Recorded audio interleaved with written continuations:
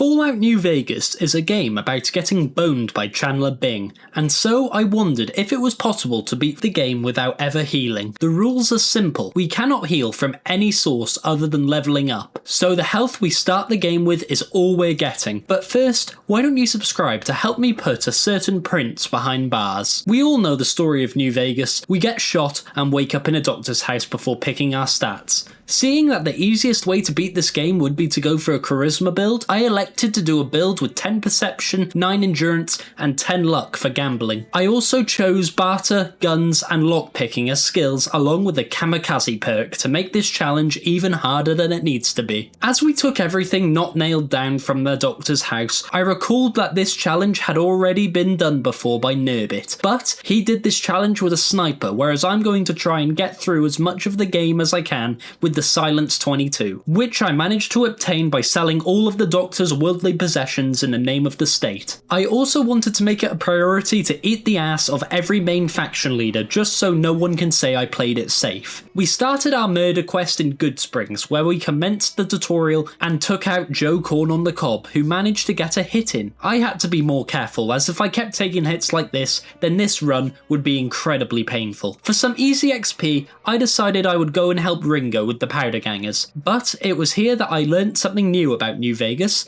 You actually have passive healing over time, and so I had to open up the console and disable passive healing. Since the shootout in Goodsprings could prove deadly for our challenge, I made the executive decision to just hide and let the heroic citizens of Goodsprings do all the dirty work for me. Now that we were revered as a hero in Goodsprings, we could move forward to Prim. Along the way, I discovered something else I never knew about this game. The courier's water bottle actually healed him as well, so sadly, I had to dump this water bottle in the middle of the desert. Upon making it to Prim, I realised I had to free Deputy Dog, but as I entered the Bison Hotel, I realised I went the wrong way, leading me to get into a much bigger combat encounter than I initially planned. This encounter wasn't actually all that tough, and with the help of stealth, I managed to take everyone out, free Mr. Dog, and head towards Nipton. Along the way, we slaughtered a family of Brahmin for some sweet experience and ran into Oliver, who mysteriously had a heart attack and died. Now that we were in Nipton, we had our first major challenge, taking down all of Caesar's soldiers in the area. With the power of stealth, we snuck around the back of the main building and slowly picked off one soldier at a time. All was going well, but then the dogs came on me. As they rushed me, they revealed my location to the remaining soldiers, and so half my health instantly disappeared. We did manage to win this fight, but it was at great cost. Half my health was now completely gone, and we had to beat the rest of the game with half of our health pool. This sad fact gave the courier a hard-on for murder, and so he shot boxcars for some easy XP before heading off towards Novak. On our approach, some Vipers got the drop on me, taking away even more of my health. With our health disappearing fast, I got into a state of rage and slaughtered a hotel receptionist, before going to talk to Boone, who wanted to know who sold his wife into slavery. With the hotel receptionist being the culprit and Boone wanting revenge, we had to satiate his bloodlust with another victim. So I brought a random geezer to the bottom of the dinosaur for Boone to kill. Boone was none too pleased with my amusement of the situation, and so he told me to fuck off. Boone had to be taught a lesson, so we killed his side piece Manny and went to Boulder City, where someone may or may not have been missing a mattress. Sadly, on our way there, the courier was more interested in aura farming than fighting and died. But upon reloading, we made it to the city, nutted on Kowalski, and attempted to negotiate with the people in the city. Realising I had free will, I just decided to get up and fuck off to Vegas instead of solving everyone else's problems. On our long, dull sprint to Vegas, we tried to engage in a spot of hunting,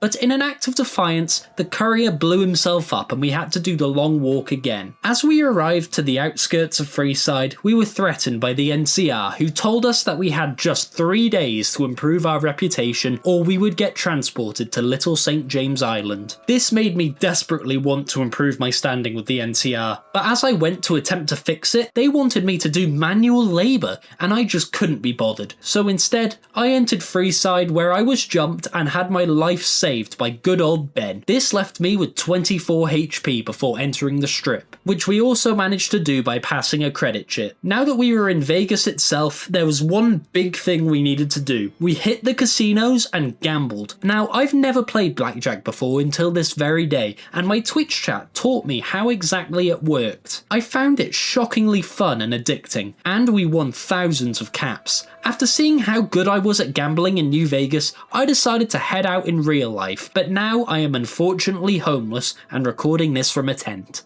With some of the caps I won, I decided to pick up a new pistol from the gun runners, and with this, I knew I could finally take on Chandler. Sadly, with our lack of health, we only had one feasible option: to sneak around the tops for 45 minutes and slowly pick off every single checkered suit wearing cunt in our way. We died countless times here, but I realised there could be no witnesses. Everyone in this casino had to go, even the patrons at the table, but at least they gave me some sweet easy XP. Somehow, I also managed to softlock myself here with a stupid save. I genuinely don't know how I got out of this, but I'm assuming we had a little bit of help from Chill Bill. Once all the guards had been dispatched, I was left with 2 whole HP for the rest of the game, quickly turning this run from a no healing run to a no hit run. All that remained at the tops was Chandler, but upon every attempt, he tickled me to death. But after just continuously banging my head against this figurative brick wall, we managed to take down the pompous prick, stealing his suit and finding his plan to make an independent Vegas. In order to complete this run, we needed to go with the yes man route, as siding with either Mr. House or Caesar would be impossible for reasons I will explain later, and I didn't want to side with the NCR since I just didn't want to pay taxes on my hard gambled caps. As we exited the tops, we were invited to meet Caesar and we popped by Mr. House to get some payment for our gambling. After robbing every single remaining casino for all the caps in the wasteland, I decided it was finally time to change my combat approach. I know I said at the start of the video I would try and use a pistol, but it turns out when you have 2 hit points, it just isn't possible. So we decided to pick up the anti-material rifle in order to fit in with every other no-heal run of this game. With our new rifle attained and our footage of it corrupting, we attached a silencer and headed towards Caesar's fortress.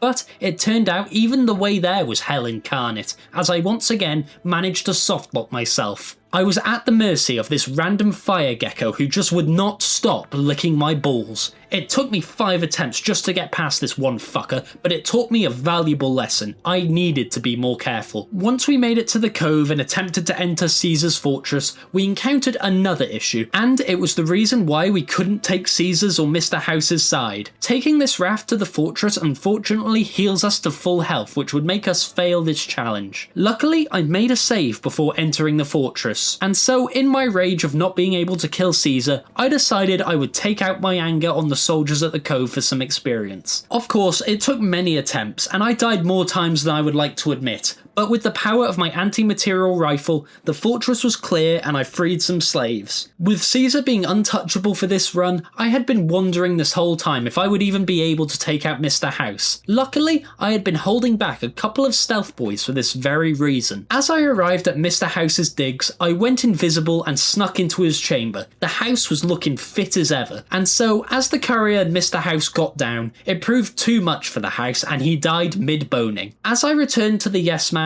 he told us we had to deal with some of the remaining factions of New Vegas, but I told him to just leave the other casinos alone so I could continue gambling. All that was left now was the Great Khans, the Brotherhood and the Boomers. The Boomers were up first. Usually I would just sprint up on the left side of the rocks in order to reach their airfield, but as I ran through it I realised there was not a chance in hell I was surviving any hits from their artillery strikes. Fortunately, I knew exactly what I needed to do. I took 2 turbos and got fully addicted, but with the power of drug addiction, we made it through all the artillery strikes and made it to the airfield. Seeing that my health was too low to go in guns blazing, I decided it might be a good idea to help the Boomers out. I did everything for them. I killed some ants. I listened to their little shit tell me their history. I even gave them some explosives. But yet it still wasn't enough, and so in the end I just decided to say fuck it and kill Pearl anyway before escaping back to Yes Man. Our next target was Papa Smurf, which was probably the easiest assassination I've ever committed. I waited until midnight for the man to sleep and then penetrated him with a bullet before slipping away in the morning unseen. This left only one faction, the Brotherhood. At this point, I was getting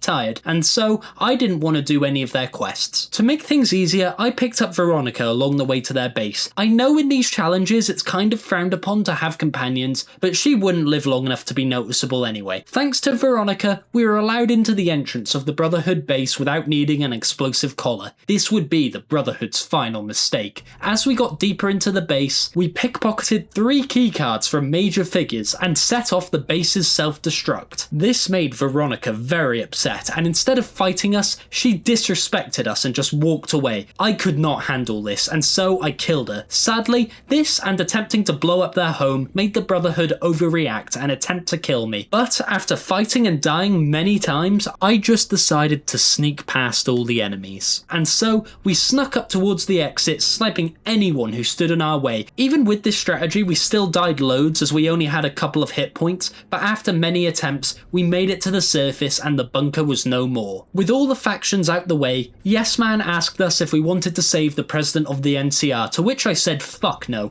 leading us to our final quest before the Battle of Hoover Dam. We were tasked with taking over a small NCR substation, but this was yet another difficult quest. Once we arrived, we started picking off the NCR soldiers as if they were the dead skin on my feet. But as soon as I entered the building itself, I was met with a barrage of bullets. I just died and died and died until I didn't. After many attempts, we got it right and John Wicked every single tax-paying moron in that building, allowing us to take over the substation. Now it was finally time for the hardest part of the challenge, the Battle of Vacuum Cleaner Dam. But before we start, Yes Man wanted to tell us just how much of a disappointment we were for not getting into Caesar's fortress and upgrading his robot army. Our strategy for this battle was simple: cower in the back and let our killer robot do all of the work. After it took out some Khans and some of the Legion, we hid at the top of a sniper tower, but sadly this would be where things started to go to shit. First of all, we were stuck as our Securitron would not move out of my goddamn way, and second, when he was out the way, he dropped dead, meaning I had to face everybody all on my lonesome, and as I descended the ladder, I got absolutely brutalized. After attempting the same strategy again and again, I was amazed to find out that it actually did work eventually.